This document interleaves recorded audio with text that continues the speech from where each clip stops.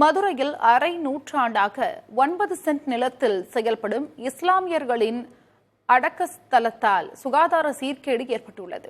தங்கள் பகுதியினருக்கு புதியதாக அடக்கஸ்தலம் வேண்டும் என்று கோரிக்கை விடுத்துள்ளனர் அந்த சமூகத்தினர்.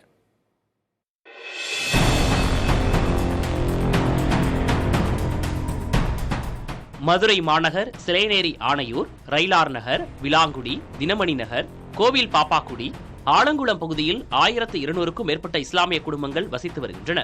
இந்த பகுதியில் 22 பள்ளிவாசல்கள் உள்ள நிலையில் போதுமான அடக்கஸ்தலம் இல்லாத நிலை உள்ளது.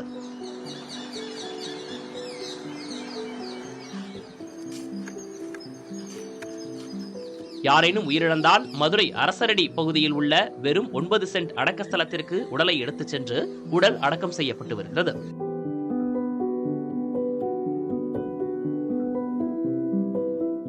உடலை அடக்கம் செய்யும் போது ஏற்கனவே அடக்கம் செய்த உடலானது முழுவதுமாக மக்காத நிலையில் உடலை மீண்டும் தோண்டி வெளியே எடுத்துவிட்டு ஒரே சமயத்தில் இரு உடல்களை மீண்டும் அடக்கம் செய்யும் நிலை தொடர்ந்து வருகிறது. மதுரை மாநகராட்சிக்குட்பட்ட தத்தநேரி பகுதியில் இஸ்லாமிய சமூகத்திற்கென்று தனியாக மைய வாடிக்கான இடத்தை கொடுக்க வேண்டும் என இஸ்லாமிய சமூகத்தினர் 10 ஆண்டுகளாக கோரிக்கை வைத்து வருகிறார்கள்.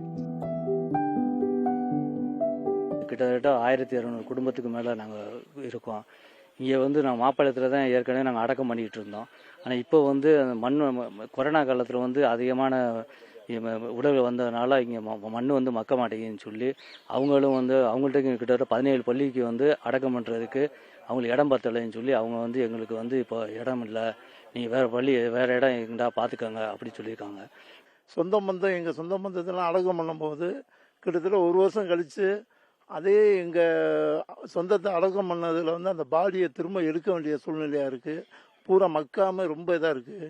அந்த இடம் பற்றாக்குறைனா அடுத்த பாடியை கொண்டு அடுத்த ஜனஜாவை கொண்டு அடக்கம் பண்ண போகும்போது இந்த பாடி வரும்போது அதை சொந்த பந்தமெல்லாம் கேட்டு இது ரொம்ப வருத்தப்படக்கூடிய சூழ்நிலை இருக்குது.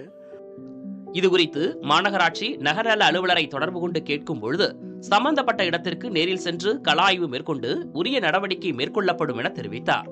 புதிய தலைமுறைக்காக ஒளிப்பதிவாளர் லட்சுமணனுடன் செய்தியாளர் பிரசன்ன வெங்கடேஷ்.